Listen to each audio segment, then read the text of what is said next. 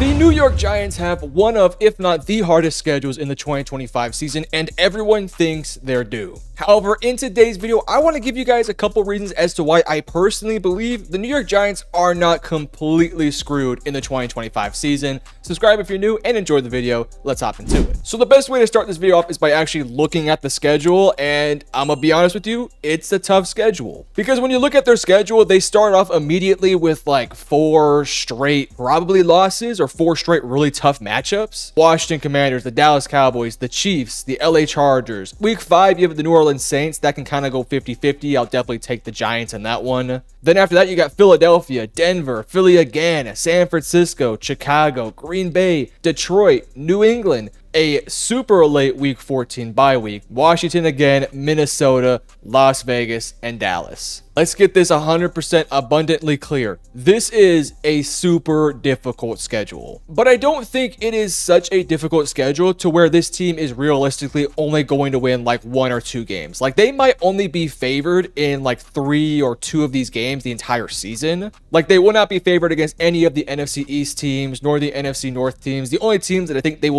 will be actually favored in is against the New Orleans Saints, maybe the Raiders, depending on what they look like late in the season, and of course, probably the New England Patriots, but I can't guarantee that. And even though that is a very difficult schedule, and I understand 100% why people have their skepticism about what this Giants team might look like in the 2025 season, you got to think that they're going to win a handful of games because this Giants team is actually really talented. I will later in the video talk about what games I think they have a shot at winning at. We'll do that towards the back end of the video. But for now, I want to kind of dive into what they've done this offseason because I think they've had yet again a really awesome offseason for back-to-back years. Because in free agency for the second year in a row, they were very aggressive in picking up players that they think are going to be impactful starters. Guys like Paulson Adebo becomes his probably cornerback 1. Javon Holland starts at safety. Chauncey Golston is a really solid edge rushing depth option. You bring in some other depth options like James Hudson, Roy Robertson Harris, a backup quarterback, Russell Wilson, Jeremiah Ledbetter, and then you re-sign guys like Darius Slayton and Greg Van Roten and a number of other pieces as well. When you look at this team, I think that they did a really solid job in free agency. You bring in 2 veteran quarterbacks who have won and have had success. Russell Wilson, obviously, at this stage of his career, isn't the same guy that he was in Seattle, but he's still a veteran quarterback that can win this team some games.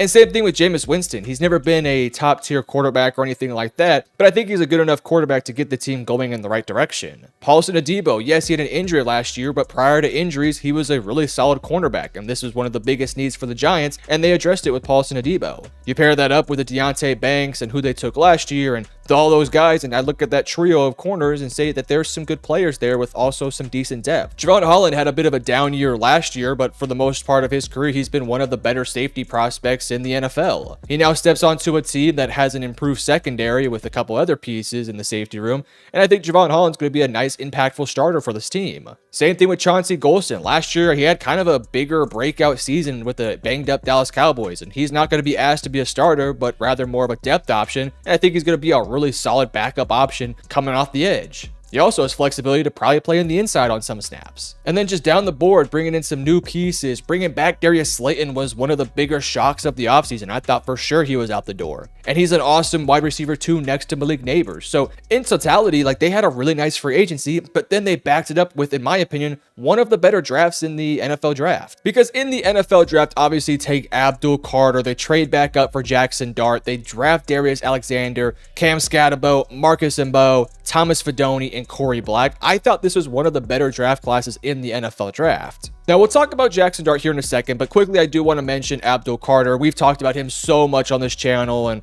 on my podcast. By the way, go ahead and check it out, First and 10. It'll be in the link in the description below. Abdul Carter is a fantastic prospect. He was so worth the 3rd overall pick. You pair him up with Thibodeau, you pair him up with Burns, Dexter Lawrence, and that defensive line is one of the more talented and just best units out there. Abdul Carter is an absolute stud. He's going to be an absolute menace coming off the edge. His speed and his pass rush capabilities blended with Brian Burns and, of course, Dexter is just going to be super difficult for offensive lines to gather up against. I mean, you're talking about offensive lines that typically want to double team the best guy on the field. I mean, who are you going to double team? Like, you're probably going to double team Dexter Lawrence day one, but what happens when Abdul Carter is smoking your tackle every single play? Well, now you have to have two double teams, and it's going to be really easy to blitz opponents. It's going to be really easily for Brian Burns to have one-on-ones, and Kayvon Thibodeau and Chauncey Golston. So bringing in Abdul Carter just adds another dimension to this defensive line that's just really going to make it super impossible to go up against. And then you also bring in Darius Alexander. Again, we'll talk about Jackson Dart here in a second, but because we're already talking about defensive line, let's talk about Darius Alexander. He's an older prospect, but man, I thought he was a really good prospect. And for him to go early third round, I thought was really good value. He's going to be probably paired up opposite of Dexter Lawrence a lot. He'll probably be Dexter Lawrence's replacement at times when Dexter needs to sit on the bench for a couple plays. He can just do a lot of things. He can get pressure on a quarterback. He's big. He's well-rounded. He isn't really a developmental piece either. Like, he's going to step in day one and immediately be an impactful guy.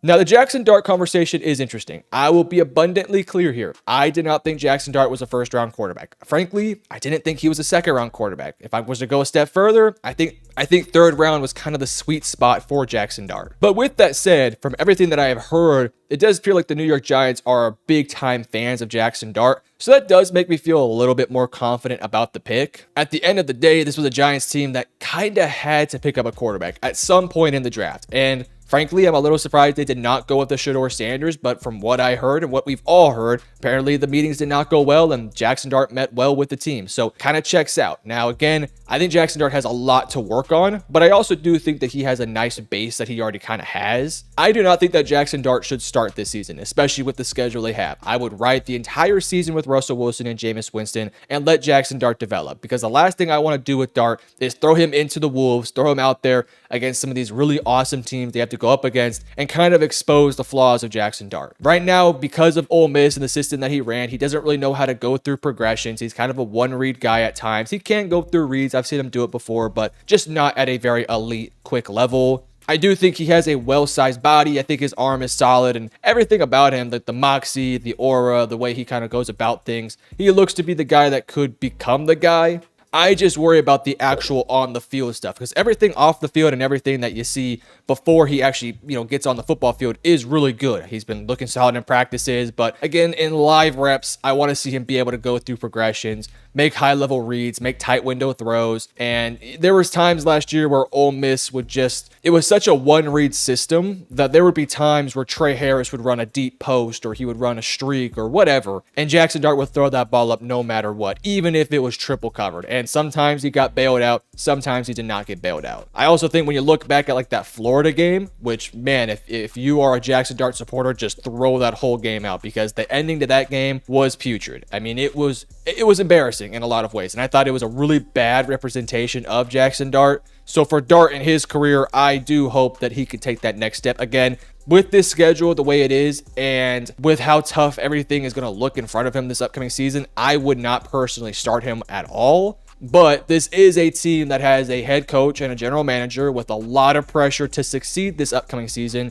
And if they feel the pressure kind of creeping up on them, I could see a world where they have to throw Jackson Dart in there and just pray to God that he is the guy. And me personally, I think that would be a bit of a mistake. But moving off of that, on day 3, I thought they had like a couple really nice pickups. Cam Scatterbo in the 4th round, I thought was great value. I had him like inside close to like my top 75, somewhere in that range. And for him to go at 105, I thought was awesome value. I also think his pairing with what they already have on this team is actually like a chef's kiss. Like, Cam Scatterbo is a perfect complement to what they already have. Cam is a bigger, physical style running back, but he's also kind of a shifty guy too. Like, he can make people miss with some really nice moves. He's a smart running back. He's not just somebody who's going to run right at the center's ass and push forward like you see some of these bigger running backs. Like, no, he is a shifty guy. He's a smart guy. I think he also has a nice floor to be a really solid pass protector.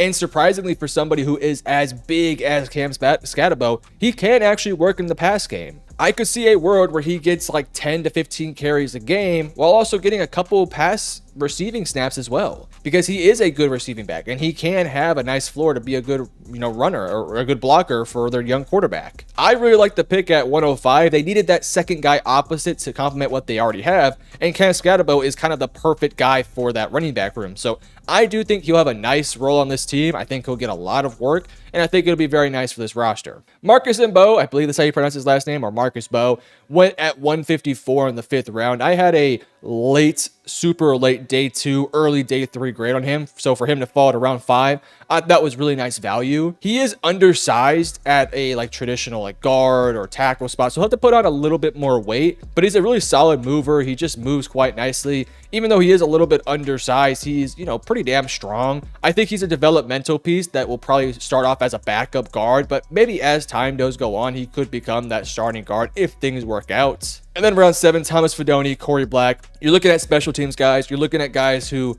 you know, probably going to start on practice squad or, you know, start somewhere along those lines and maybe can work their way into some sort of starting role way down in the future. Overall, I really did like this draft class. I thought it was a really solid class with high upper echelon talent like an Abdul Carter, even like a Cam Scatabo in the 4th round, and just a couple pieces here and there that could be impactful guys. I look at this team right now and say there's probably going to be 3 impactful guys who get a lot of playing time, those being Abdul, Darius, and Cam Scatabo, with Jackson Dart probably in 2027, 2026 being the full-time starter. But now we look at the depth chart for the New York Giants, and as I mentioned in the introduction to this video, it's not a bad roster. Like, it is a very talented team. Offensively speaking, I do think this is maybe a bit of the weaker unit compared to what they have defensively, because I think defensively they're really solid. But offensively speaking, you do have top tier weapons like Tyrone Tracy, Malik Neighbors. You also have Cam Scatabo now. Darius Slayton's a good player. Wan'Dale Robinson is a nice slot guy. Theo Johnson, we'll see what you can get out of him this year, but you have backups like Daniel Bellinger and so many other guys too. The offensive line is better than what it has been in past years, but I think there's still room for improvement, primarily within your interior. But when healthy, your tackles are really good with Jermaine and Andrew Thomas.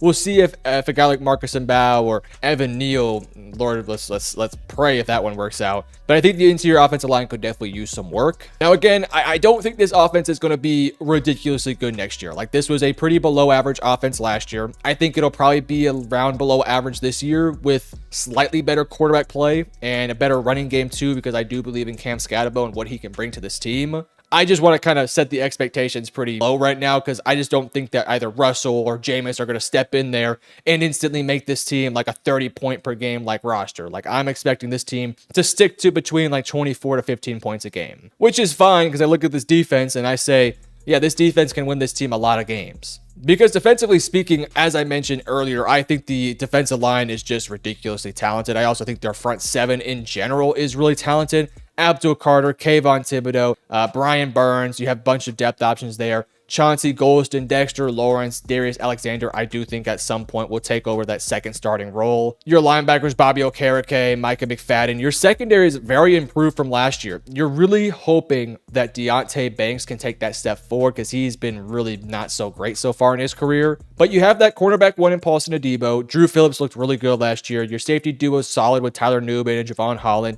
Kind of comes down to Deonte Banks. Frankly, though, if Banks does not work out, would not be surprised if Cordell Flott takes some reps there, because while Flott isn't great, I would venture to say at times he looked a little bit better than Banks. But I just think that this is a really complete unit with like one maybe potential weak spot. Outside of that, this front 7 is going to cause a lot of havoc on opposing offenses. I also think the secondary is now much improved, so it's a bit more of a balanced unit. I think this defense will be potentially top 10, top 12, somewhere along those lines. And if that's the case, they're going to keep this team in a lot of games. So as I mentioned earlier, let's get back to the schedule. It is a very difficult schedule. I think the best way to go about this is by giving the Giants a percentage chance of how likely they are to actually win each game. Now, again, this is prior to the season. This is prior to me seeing anything from any of these teams in terms of like actual training camp and preseason and so on and so forth. Hell, we actually don't even technically know who the starter for the Giants will be, especially as we go later in the season. With that said, I think week 1, it's pretty likely that Washington will win, but I could see a world where the Giants give that team some problems. So I'll give the Giants like a 30% chance of winning. Week 2 against the Cowboys, the Giants have historically struggled against this team, but again, Dallas is kind of a weird team right now where you just don't really know what to expect. I'll also give them a 25% chance, close to 30. Kansas City, I think this is just a tough one. Kansas City just knows how to win. So it is a home game, but I'm just going to give this one like a 10% chance of winning. The LA Chargers, I do think are a good team that could easily make the playoffs, but I do think the Giants are good enough to compete with them. I'll give them like a 40% chance of winning this one. New Orleans, this is one of the few games where I actually will favor the Giants. I'm going to give them a solid 75% chance of winning this one, unless Tyler Shock is just fantastic. Then you got the Eagles. Look, this is a tough one. It's a short week. You're playing on a Thursday.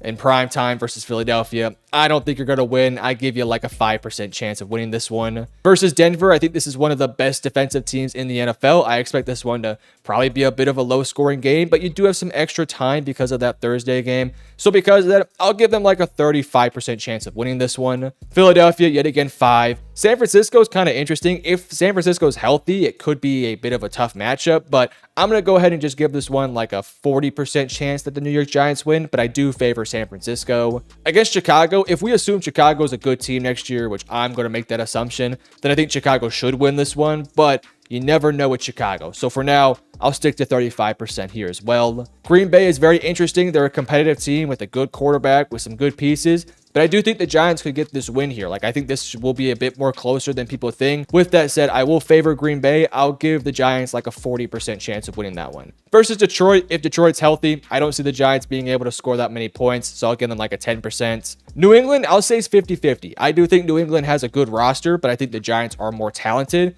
It just kind of comes down to what does Drake May look like, as well as I really have a lot of faith in the Mike Vrabel, so it's kind of a tough one. Versus Washington, I think at this stage, Washington will be kind of rolling and getting ready for the playoffs, so this one will be a lot harder than like that week 1 game. With that said, it is a home game, so I am going to favor Washington, but it won't be like a blowout. I'm going to give the Giants a chance of winning of like 25% just because it's later in the season. Minnesota, we don't really know much about them. We don't really know anything about JJ McCarthy outside of one preseason game, so this is a massive question mark. For now, I'm going to favor Minnesota because of how dominant they were last year, and I just think Minnesota is a bit more talented. I'll give the Giants like a 25% chance of winning this one. Las Vegas is interesting just because we haven't seen their roster play quite yet, but I do think the Raiders are a good team. I'll give this one a 50% chance just because we haven't really seen much from the Raiders, and it's just a really close game right now. Of course, Ashton Genty's there, but we'll see what he looks like at week 17. And versus Dallas, the Giants could win this one, especially if Dallas has locked up a playoff spot.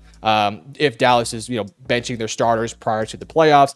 I'm going to assume Dallas is going to play in this one though, so I will give the Giants a 35% chance of winning. So obviously those odds are not great, but let's just be honest. We all watched the NBA draft lottery where the Dallas Mavericks, shout out to the Mavericks by the way, had a 1.8% chance of winning the lottery, and yet they somehow won it. So even if you have a 1% chance at it, you have a chance. That being said, I don't think the New York Giants are going to lose every single one of these games. I think they'll be a competitive team that's going to rely on their defense, that has a quarterback with some proven capabilities that can lead this team to being a somewhat competitive roster. I think offensively, they will not be great, but they'll be good enough to get them a handful of wins. I think that if you look at the schedule, it's tough. I don't see them going over 500. This is a team that I think could probably win like 5 to 7 games, and I wouldn't be surprised. It would be a lot of upsets, and they'd have to win those easy matchups like New Orleans, potentially the Patriots, and potentially Las Vegas. But if we say that they win those games and they pull off like 2 or 3 or 4 upsets, I think it's very likely that this Giants team is actually not terribly bad next year. Like, this is one of the more talented defensive units in the entire NFL to go along with an offense that has legit superstars like Malik Neighbors. If we trust in Russell Wilson, which I know is difficult, but Russell Wilson has led some teams to decent wins, and even those Broncos teams that weren't great, in Russell's second year, they were a little bit better. So I think if you can kind of have that similar type of season, and I'm sure at some point we'll see Jameis and maybe we'll see Jackson Dart, but those guys will keep this offense competitive. Again, I don't think they're making the playoffs, but if you tell me 5 to 7 to maybe 8 wins, I wouldn't be surprised. So no, they're not going to be great next year, but they're also not doomed. Let's be honest. This team needs a year of development anyway, so it's fine to kind of get this tough schedule out of the way, let everyone learn from the season, and then in 2026 and 2027 and beyond, that's when you're trying to compete for the NFC East. That's when you're competing for a playoff spot. So it's a tough schedule. It could very well end up being a tough season for Giants fans, but hold out hope. Also, we'll see about Brian Daboll. I really want to believe in him. I hope that he wins this year a lot of games because I think he's a good guy, a good coach, but we'll have to wait and see. But you guys let me know in the comment section below, how many games are the New York Giants going to win in 2025? Tell me down below. And if you enjoyed, hit the like and subscribe button. Love you guys. Peace.